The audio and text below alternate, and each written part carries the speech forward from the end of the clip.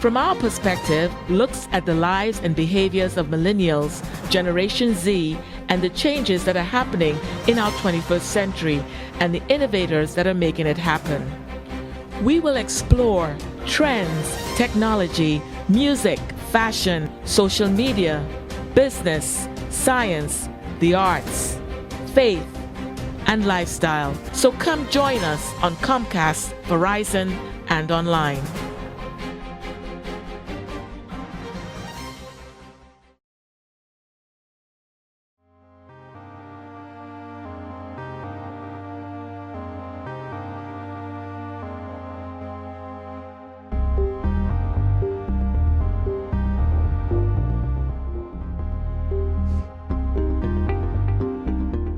Technology has fundamentally reshaped business in multiple ways, leading to more efficient, data-driven, and customer-focused organizations. From automation and efficiencies such as AI and machine learning, robotics, and digital workflows, platforms like Microsoft Teams, Slack, all enable seamless communication and collaboration. Then we also have data-driven decision-making. Big data. Companies can gather vast amounts of data to understand customer behavior, focus trends, and optimize operations. We have analytical tools such as Google Analytics, CRM systems, which provide insights for marketing, sales, and operational decision-making, improving performances. And we also have personalizations. Data enables companies to personalize offerings, thus increasing customer satisfaction and retention. There is e-commerce and global reach. Online marketplaces such as Amazon, Shopify has given business a global reach, allowing them to reach customers beyond geographical constraints. There's digital payments, payment systems like PayPal, Stripe, cryptocurrencies, simplifies transactions and expand payment options for consumers around the world. Remote work and gig economy has also been a technological change that has happened in the last 20 years, such as cloud computing, freelance platforms, video conferencing, improved customer experience such as chatbots and customer service automations, which are AI-driven, customer relations management, augmented reality, virtual reality. Retailers and real estate companies use AR and VR to offer virtual tours or try before you buy options, adding a new dimension to customer engagement. Cybersecurity and data privacy. Advanced security protocols. Companies use tools like multi-factor authentication, encryption, and VPNs. Data privacy regulations. Laws like GDPR and CCPA require businesses to adopt secure data handling practices, reshaping how companies store and share information. Then there's sustainability and green technology. Smart energy management. Technologies like smart grids and energy-efficient data centers help companies minimize their carbon footprint. And sustainable supply chains. Then we also have innovation and new business models, platform economy, subscription models, blockchain and decentralized finances. In summary, technology has transformed nearly every aspect of business, creating a more dynamic, competitive, and customer-centric environment. Companies must stay agile and innovative to harness these changes effectively. This episode, we will meet two businesses. One, which relies heavily on the technology end, and another, which is more of a tactile nature.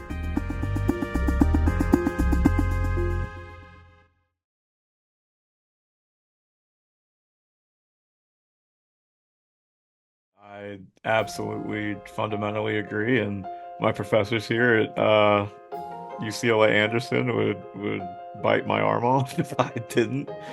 And it's regardless of what you're doing and regardless of sector. Um, whether you're a content creator, someone making headphones, a financial planner, um, you build desks, you're in construction, you just inherently have to understand where the market is and what the market wants. But you also have to have a feel for maybe the things that the market doesn't know it wants, but you have a strong assumption that it will, right? Like if you're a content creator, and some content creators do like luck up, right? And they have a viral campaign. They didn't even know the market wanted this type of content from them. And then they know and they keep doing it, right? That's still like getting to an understanding of the market though, right? My brother, he has this hilarious, well, it's a goofy TikTok channel and series at the same time, more goofy. It's called the 801 Bros. So for all the people on TikTok, at 801 Bros, like number 801 and the Bros, and he did this skit of The Weeknd when a new song was coming out. And it was just him and his roommates. They do these skits all the time. I've seen tens, if not hundreds of them. But they hit on this one where he was singing the song, and all of a sudden it had a few 100,000 views. The next day it had a few million views, and even more than that. Before that, the views were, maybe in the thousands, 2,000, 3,000s. And I am not one that says content quality is determined by the number of views. I think you have fantastic content that doesn't have views, and you have some content that's not good at all that has millions of views. So, but in this regard, they did this funny skit, and immediately there was an awareness of, okay, you know what? The market is clearly into my brother singing, being a bit on the goofier side and taking a serious song and making it kind of funny and playful. But he also kind of looked like one of the artists that was on the record. So sometimes understanding the market comes through testing things out and putting out product and seeing what people like, but you're always paying attention to it. Um, and even if you're not on like a content creation side, we just did a case on a headphone company in business school, and that headphone company deeply understood the premium headphone market. They understood who they're competing against. They understood the quality that was required to generate these headphones. They also understood the rate that they could price their good at based on the current conditions in the market and consumer tendencies. So it's essential for anyone going into business. I think it's essential for someone going into health, right? Like people don't like to look at it this way, but like even our healthcare system in some ways it's fundamentally business ran, which I have a lot of my own questions about. But a primary care physician needs to understand the clients that they're serving, right? If you're a social worker, you need to understand the market that you're going into and who you're looking to serve. What are their problems? What are their needs? What are the shortcomings? What are the other areas that are feeding into that? So understanding the market is really, you could rephrase it into understanding the people that you're serving or understanding the people that want to buy your product. So yeah, it's absolutely imperative. I'm kind of reanalyzing what that means for us and our business. So yeah, it's a huge, huge part. That's super important.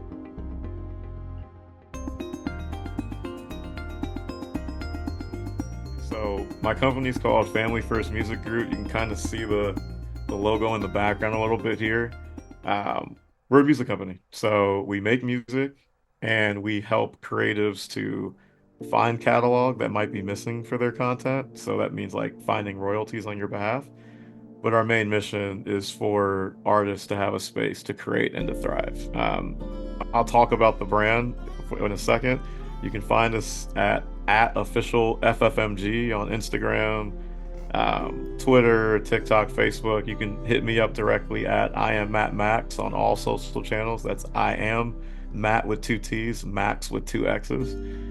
You can also look up my brother. He goes by J Max on socials or Joshua Music Official.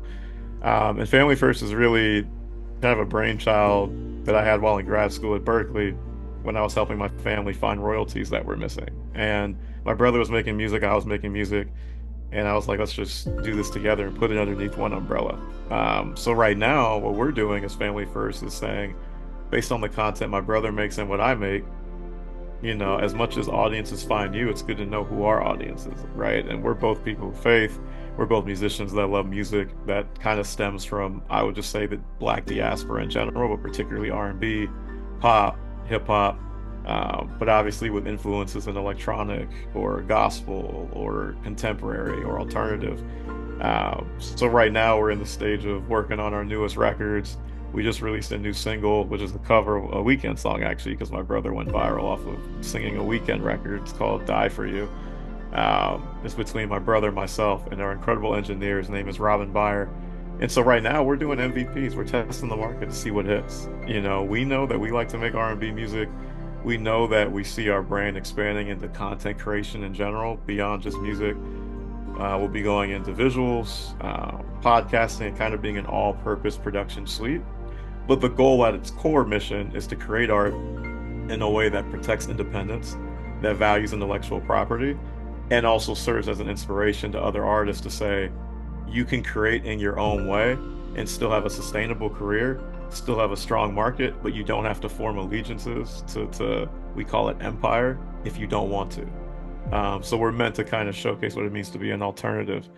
And so a massive part of that is the art, the visual series that we're doing. So even my brother's 801 Bros channel is part of this effort to just test things out and see what the market likes at really low cost ways. So we found people like family content, people like seeing families that actually enjoy hanging out with each other, right? And so our brand is really predicated on being a family-ran business that people can then get inspiration for, to building out their own family businesses that serve their purposes.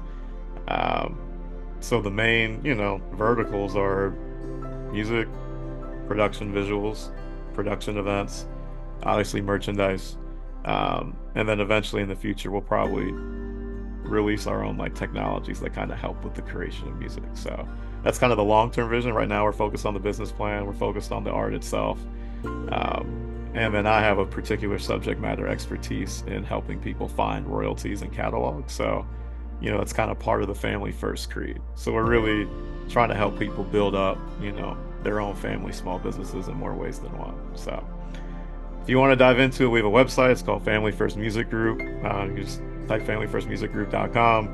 Again, you can hit me up on all social media. We're pretty responsive, or at least try to be. We have an email account you can send this stuff to. It's just info@familyfirstmusicgroup.com. Whether you're a creative, whether you're a visual artist, or someone that's looking for trying to find out how they get their royalties, hit me up. I've been blessed to have a pretty wide array of skills that I can lean into, and my brother's very similar. He's an artist, incredible content creator, and also an educator. So we both operate in some ways like a Swiss Army knife. So yeah, for those that are interested, check us out, hit us up, even if it's just to have a conversation, listen to the music. If you like it, let us know. We have a lot more of it coming. So yeah.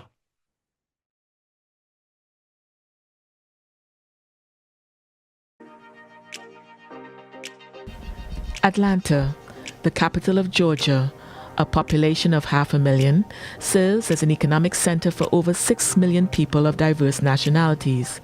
For the past 15 years, Atlanta saw a 61% increase in college-educated millennials. Here is one of their stories. My name is Vesta. I'm the owner of Babe Collections, which is a women's wear clothing line. Babe Collections was created by me, and this is my vision. This is my dream. This is my baby. I come from a family of very talented people. My family migrated here from Trinidad. Both my mother and father migrated here from Trinidad and Tobago.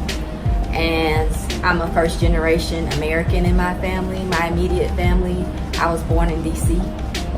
And they moved to Georgia when I was young, so I've done all my schooling here in Georgia. My talents are inherited. My passion for fashion is inherited. My mother is a seamstress. She can design and make anything without a pattern, without any form of experience from any school, self-taught, and she's a beast at it. My dad always tells me a story of when him and my mother got married, that he designed her wedding dress and she made it. So this is definitely within my blood. This is something that is not only something that I desire, but something within me that is generationally passed on to me. When I was younger, I always wanted to be a model, a supermodel to be exact. I wanted to travel the world and work with the best designers, and I wanted to just be like a well-known model, like a Naomi Campbell, Tyra Banks, like the Vesta. And that didn't happen. When I was younger, around 16, I worked with my sister in her salon. I was a shampoo assistant, just an assistant, just helping her around her shop. She had the top salon in the area, and she is a well-known hairstylist, Christy, and she is well-known to this day. And I used to love to see how she would dress. As far as when she would come in, she was always had heels on, a cute outfit on, her hair was always done, her makeup was always done, and the other stylists would look like who she thinks she is, like she always, dressed up and looking pretty, and she always had a smile no matter who she was talking to. She always had the best demeanor. And I always looked up to my sister, and I love how she carried herself and what an example she made for me. Working in the salon, I was able to see all types of different women that had it going on and that like to dress. And when you come to the salon, you're the type of woman that likes to take care of yourself. You're the type of woman that likes to, that knows about self-love. And I feel like she exposed me to a lot of different styles, a lot of different types of personalities. Being in a salon, you meet a lot of different type of people, and you just, at such a young age, I feel like that I absorbed a lot of things from other people, and I was exposed to things from other people. Just being in the salon atmosphere, and even with just basically having magazines within the salon and looking through the magazines and seeing all the different fashions, seeing all the different clothing designs that people were wearing. When you're working in the hair industry, you're staying on trend, you're staying in current, you just have to keep with the flow of the trend. But the thing that I love about working in my sister's salon was seeing her create the trend. And I think that has stuck with me throughout my life. My passion for fashion led me to design school, fashion design school at Barber College in Atlanta, Georgia. And I did pretty well there.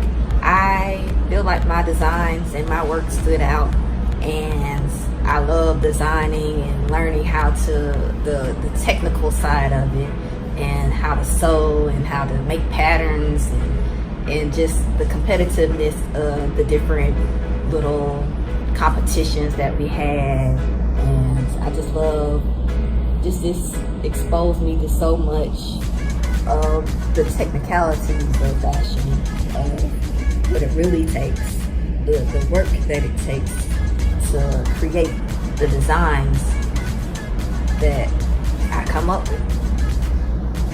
And I will say that when I left Barber College, I didn't really have when life hits you, it's almost like you lose the courage, you lose the confidence to fulfill or to go after your dreams, because you're not sure of how to complete your dream, how to make your dream a reality. It almost seems like it's so far-fetched. And that's how me having my clothing line felt. And I let it go. I let that dream go because I didn't have the confidence to fulfill my dream. And I feel like that's just within my purpose, and that was destined for me to follow that path because of where I am today. And I say that because when I left Barber College, I didn't go into designing. I didn't start my own clothing line. It was not what I, pictured in my head. And I just dropped the ball. And I later, because I still was continuing working in my sister's salon since the age of 16 all the way to my early 20s. And I noticed I was pretty good at doing hair as well, on top of, you know, my creativity as being a designer and my desire to be a model. And it was just like another talent that I had, and it was doing hair. And so I started on doing hair by doing my own hair. And other people would ask me to do their hair, and it just became a thing where other people wanted me to do what I did on myself for them. And just being in the shop, I literally grew up in the salon, in my sister's salon. And I just had the talent for it. Like, it wasn't something that I just had to make work. It was effortless. I went to school for cosmetology, and I ended up working in salons, and I developed my talent to a point where my talent is pretty damn good, pretty darn good. And I love how everything that I've been through has tied into itself. Me wanted to be a model when I was younger, but never being picked for all the competitions that I've been to, for all the different openings or open calls. I was never picked. I was never even selected for like the 10th person, not even, you know, in any kind of way, out of all different stuff. I've even traveled to different places within the country to audition for things, and I was never selected. And to be at this point in life where I have finally found the confidence 9 years later, after starting this journey, 9 years later, after stopping, I was able to have the confidence because I realized that there's never going to be the perfect timing. There's never going to be the right time. I realized I had to make the time. I had to make it the right time. I had to make myself just step out on faith. I just had to step out on faith. And I feel like what makes a leader is a person that, with fear in front of them, fearlessly steps out on faith. With a lack of confidence, is able to push yourself and be confident within yourself and find some kind of confidence within yourself to say, hey, why not you? If anybody else can do it, then why not you? And this is something that I'm not asking for somebody else to give to me. This is not something that I am sitting around waiting, auditioning for somebody to do for me. This is me doing for myself. This is me saying that, Desta, you're good enough. Desta, you're the bomb. Desta, you need to get on this. Desta, you need to do this now. You need to stop waiting for the right time. There's never going to be a right time. Make the time now. And ever since I've stepped out on faith, I feel like I'm building, and I'm building, and I'm building, and I'm building this confidence within myself where I am becoming, I can't explain it. I just feel fulfilled. I feel like I'm within my purpose. I feel like everything came like everything is falling into place. I started off wanting to be a supermodel, but now I model for my clothing line. I'm the face of my clothing line. I started doing hair. All the visual imaging, anything that has to do with anything within my business, I'm the hairstylist. This is my hair. This is my product. This is my talent. So not only am I the face of my brand, but I'm doing the work behind my brand. Not only creating clothing, this is a custom piece for my clothing line, this top, and designed from scratch. So I'm creating my own patterns. I'm creating and also buying clothing as well and selling. I'm buying clothing and selling. I'm creating my own patterns and making and sewing my own clothing with my mother. Thank you, Mother, for helping me out with my clothing line. and I'm modeling for my clothing line, and I'm doing the hair and makeup and styling for my clothing line. Everything came into full circle, and I feel like everything that I've been through in life was purposed, and everything happened for its own divine reason. And I have so much confidence just from that fact of knowing that things might not look exactly how I want it to look, but I'm going to always press forward because I don't know what's on the other side of the fear that I have. I don't know what's on the other side of what if, and I'm courageous enough to step out. I'm courageous enough to just do it. And I'm glad that I'm in this position. I'm glad that I have my clothing line to present you. And I started my clothing line in June. And the way I'm doing my clothing line is collections. So every time I come out with a collection, which will be a set of clothing that you guys will love, and I just feel like everything will stand out. It will be none of the stretchy looking outfits that you see everybody, the cheap stretchy looking outfits. No, it will be none of that. It will be all unique pieces, all pieces that you won't see in another boutique or clothing line unless if they taking my stuff. And this will be unique. This will be just stamped by Vesta. It will just have my stamp on it. And I'm proud of myself for everything that I'm doing. I'm proud of myself for taking a chance on myself. And I feel like this was the best decision of my life.